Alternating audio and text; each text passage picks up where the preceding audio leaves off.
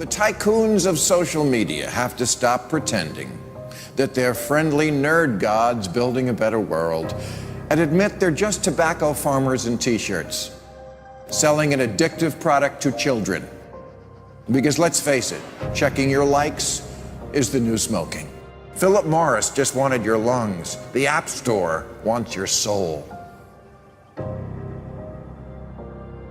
There are 2 billion people, more than 2 billion people on Facebook. That's more than the number, it's about the number of notional followers of Christianity. People check their phones 150 times a day, the millennial sort of audience. And so if you think about it, from the moment you wake up, it's like you're jacked in to this environment.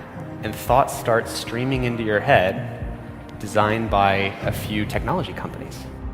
What we find is the typical person checks their phone every 15 minutes or less, and half of the time they check their phone, there's no alert, no notification. It's coming from inside their head telling them, gee, I haven't checked in Facebook in a while. I haven't checked on this Twitter feed for a while. I wonder if somebody commented on my Instagram post. That then generates cortisol, and it starts to make you anxious, and eventually your goal is to get rid of that anxiety, so you check in. And apparently we feel stressed when we can't get our phone or when our battery is about to die. You probably know this feeling. And a research done in Australia among 3,000 people under the age of 30 found that 9 out of every 10 admit to feel this anxiety while having his battery dying. Steve Jobs revolutionized the entire world with the iPhone, and he never let his children use it because he did not want them dependent on technology. Right now, an infant is getting their first laptop that's soft and squishy and makes noise. Right now, a child is being born online and being favorited and retweeted. The hypergenerational segregation of our time is bizarre, unhealthy, and historically unprecedented. You've never seen the like of people sitting at a table in a restaurant not talking to each other because they're texting and using their Facebook and Instagram and Twitter, and they are at the table and don't even know each other, in the house and can't even talk to each other. And the pressure that's on us to be like everybody else is so great that everybody tries to live like they're in a reality show. As a culture, we don't have enough in common anymore. And that's because the internet, which was supposed to unite the world, has become too adept at serving us personalized content.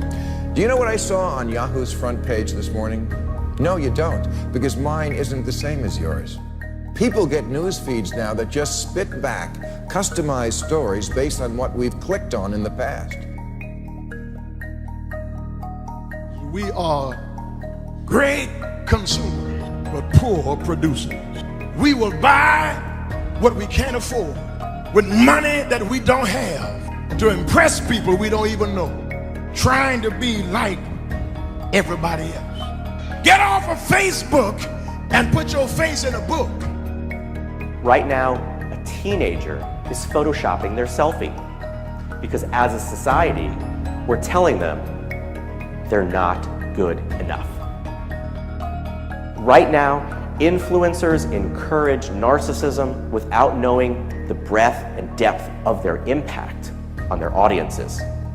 Right now, 40,000 spectators are in an Olympic football arena watching a competitive esports competition because this is this generation's football match. There's always this narrative that technology is neutral and it's up to us to choose how we use it. This is just not true. Technology is not neutral. It's not neutral. They want you to use it in particular ways and for long periods of time because that's how they make their money. You don't realize it, but you are being programmed. It was unintentional, but now you got to decide how much you're willing to give up, how much of your intellectual independence. If you feed the beast, that beast will destroy you. If you push back on it, we have a chance to control it and rein it in. And it is a point in time where people need to hard break from some of these tools and the things that you rely on.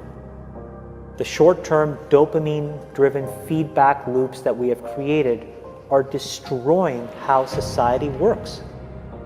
No civil discourse, no cooperation, misinformation, mistruth. And it's not an American problem. This is not about Russian ads. This is a global problem. I challenge everyone to try going 1 week without social media. Don't let your phone and social media control you.